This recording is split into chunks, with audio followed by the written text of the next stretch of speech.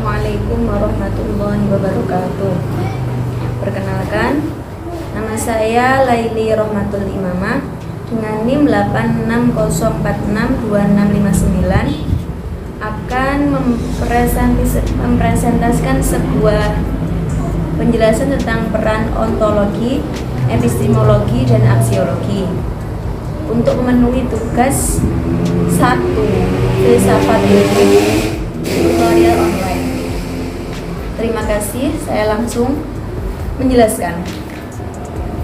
Dalam buku materi pokok filsafat ilmu dijelaskan ontologi merupakan tadi filsafat tentang sifat yang dikatakan ada, menjadi ada, keberadaan sesuatu atau kenyataan. Ontologi merupakan cabang filsafat yang membahas tentang hakikat objek yang dikaji oleh suatu ilmu. Objek yang dikaji, apa yang dikaji? Objek material apa yang dikaji? Sesuatu yang dijadikan sasaran pemikiran, misal manusia. Misal manusia ya.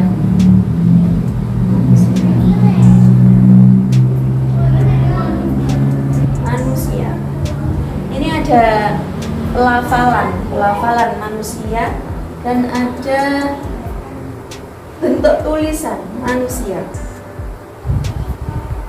Kemudian objek formal, sudut pandang dari mana objek materi tersebut dikaji. Misal manusia dikaji oleh biologi dalam fisiknya, dalam bentuk fisiknya, kemudian oleh psikolog dalam bentuk kejiwaannya, jiwa, fisik, jiwa, kemudian oleh sosiologi dari sudut pandang interaksi manusia.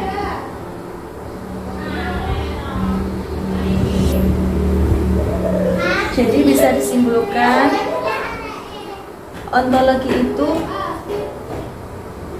cabang filsafat yang membahas tentang objek yang dikaji oleh suatu ilmu.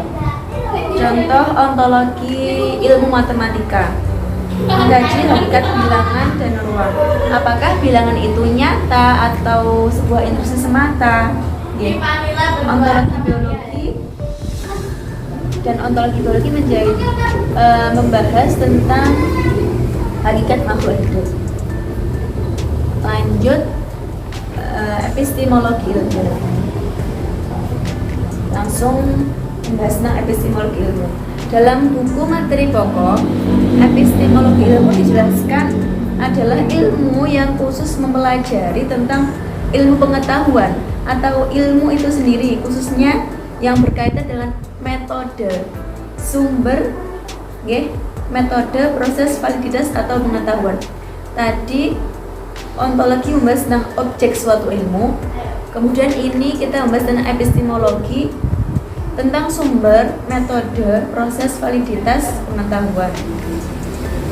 Nah, fungsi dari epistemologi tersebut adalah menentukan cara kerja ilmiah yang sahih untuk memperoleh pengetahuan yang dapat dipertanggungjawabkan.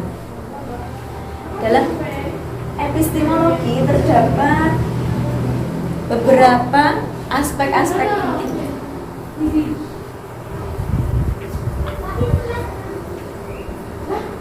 Epistemologi.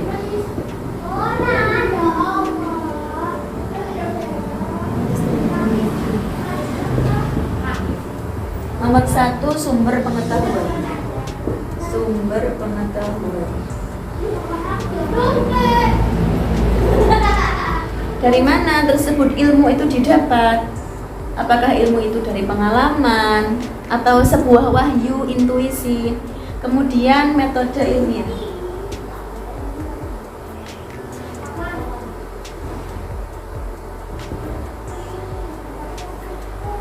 Metode ilmiah, apakah sebuah ilmu itu didapat dari sebuah observasi, kita datang langsung ke tempatnya, atau sebuah studi kasus, survei, atau eksperimen. Kemudian kriteria kebenaran.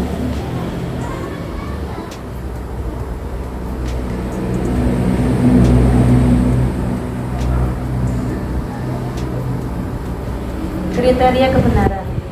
Sebuah ilmu pasti harus dibutuhkan ini sebenarnya benar atau tidak, ini valid atau tidak, bagaimana pengetahuan ini benar atau salah, yaitu melalui teori korespondensi.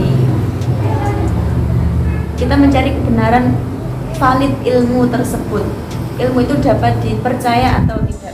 Contoh ilmu fisika menggunakan metode eksperimen atau verifikasi empiris.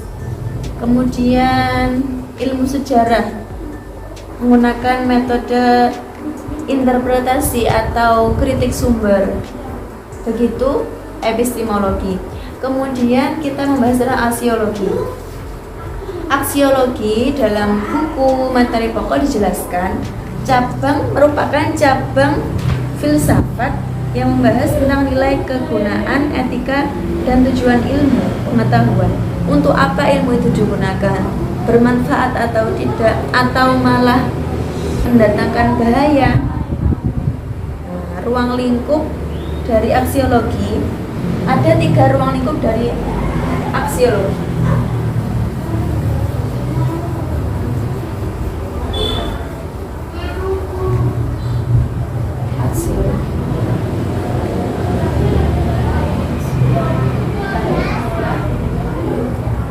Nomor 1, nilai etis.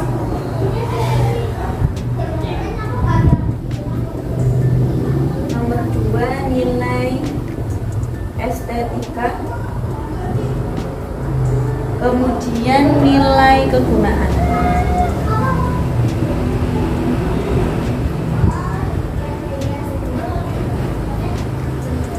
Nilai etis. Nilai etis, apakah itu ilmu tersebut memberikan apakah penelitian tersebut tidak melanggar moral atau kemanusiaan. Kemudian nilai estetika. Apakah ilmu tersebut memberikan sebuah estetika, keindahan, keteraturan. Kemudian nilai kegunaan. Apakah ilmu tersebut bermanfaat bagi manusia, bermanfaat bagi alam, sumber daya alam, atau malah mencelakai manusia. Contoh teknologi nuklir. Teknologi nuklir dapat digunakan untuk membangkit listrik yang bermanfaat, tetapi juga untuk senjata musnah massal. Jadi aksiologi itu untuk menimbang bahaya, menimbang tujuan penggunaannya, berperan seberapa pentingkah kegunaan ilmu tersebut. Kemudian kita membahas keterkaitan antara aksiologi, ontologi, epistemologi, dan aksiologi. Ketiga cabang tersebut sangat-sangat berkaitan, bahkan menopang satu sama lain, tidak bisa dipisahkan dalam membangun sebuah ilmu pengetahuan. Ontologi menjawab pertanyaan tentang realitas ilmu tersebut. Kemudian epistemologi membahas tentang sumber ilmu tersebut, real atau tidak. Kemudian menjawab tentang pertanyaan metodologi, bagaimana ilmu itu didapat. Kemudian aksiologi, apakah ilmu itu berguna kepada masyarakat, apakah ilmu tersebut mempunyai tujuan, nilai yang baik, dan tujuan. Sebuah ilmu pengetahuan dapat dikatakan ilmiah dan bertanggung jawab apabila ketiga fondasi tersebut, yaitu pertama ontologi, epistemologi, aksiologi tersebut berjalan konsisten dan saling mendukung. Begitu kira-kira penjelasan dari saya. Mohon maaf bila ada salah kata. pasti banyak salah dan kurangnya.